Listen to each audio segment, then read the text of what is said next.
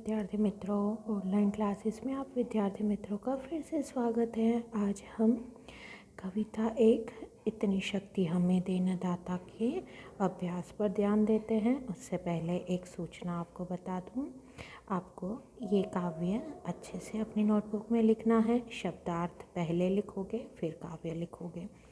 अभ्यास में पहला क्वेश्चन जो है, प्रश्नों के उत्तर लिख दीजिए।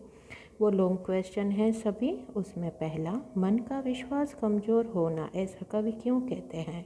कवि ने ऐसा इसलिए कहा है कि लोग भगवान की शक्ति पर विश्वास करते हैं। वे मानते हैं कि भगवान दयालु हैं, हमारा रक्षक है, उसके हाथ में ही सब कुछ है। भगवान के लिए कुछ भी असंभव नहीं है।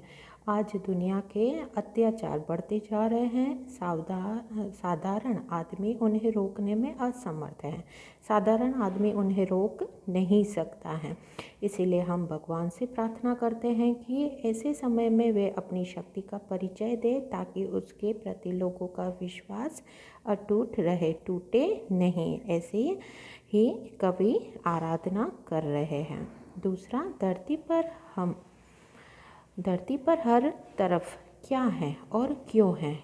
धरती पर हर तरफ जुल्म है और बेबसी है। हमेशा सब लोगों के ऊपर कोई न कोई जुल्म करता रहता है और वह बेबसी का फ़ायदा उठाते रहते हैं। हर आदमी डरा डरा सा है।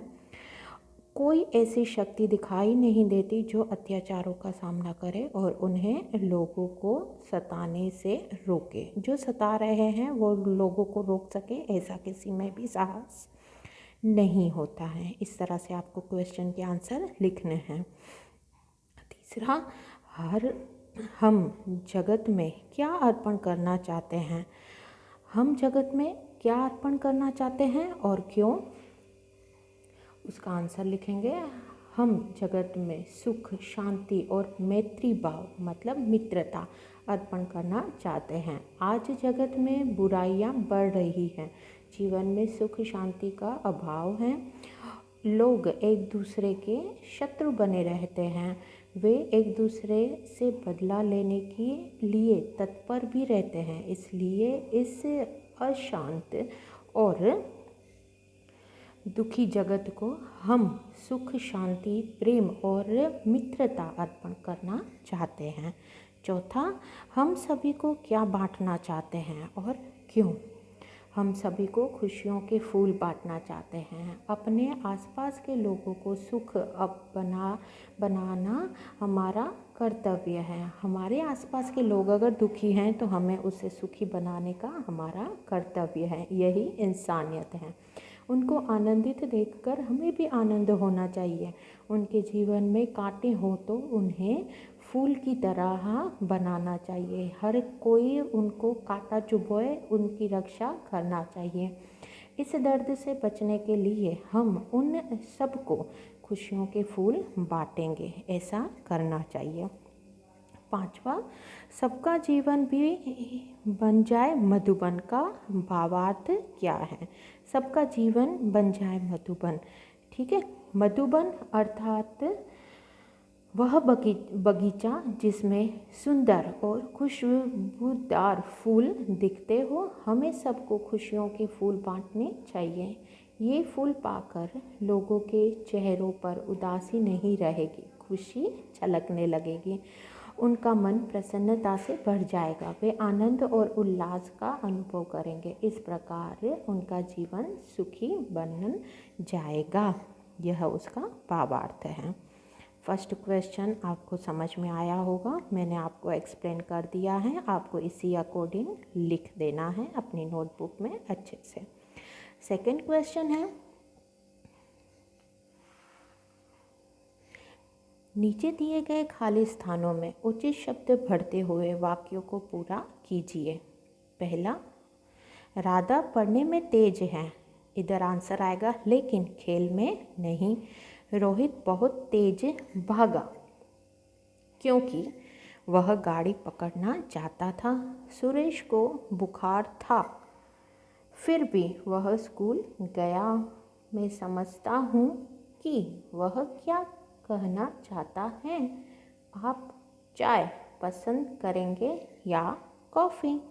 मैंने सुबह ही पढ़ाई कर ली ताकि शाम को खेल सकूं।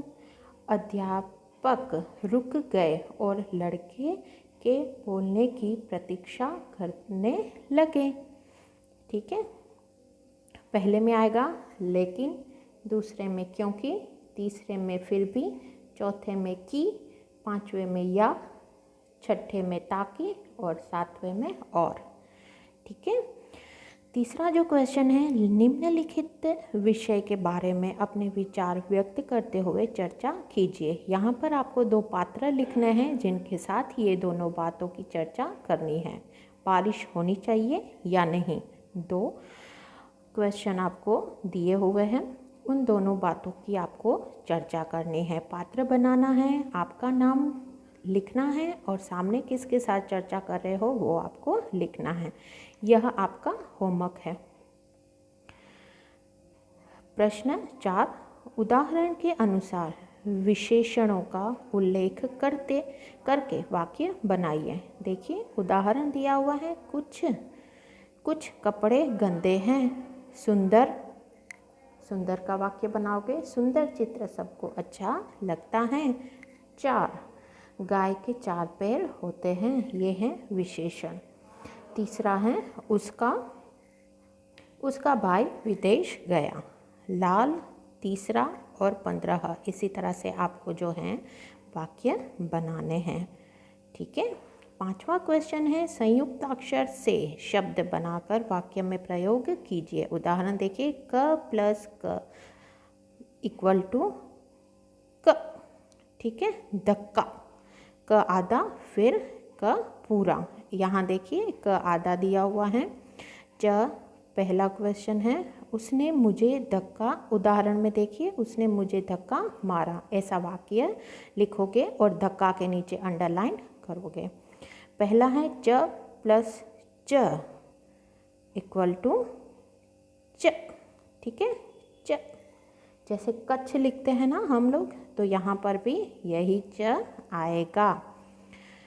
ओके, आपको उसी का ही वाक्य बनाना है।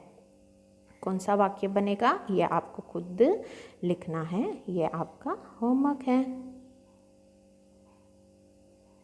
और तीसरा क्वेश्चन वो भी आपका होमवर्क है। उसके बाद देखिए ये सारे शब्द आपको लिख लेना है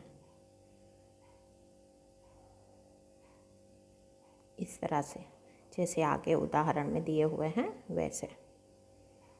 मुझे आशा है आपको अच्छे से समझ में आया होगा। मैंने अभ्यास जो आपको करवाया आपको अच्छे से अपनी नोटबुक में लिख लेना है।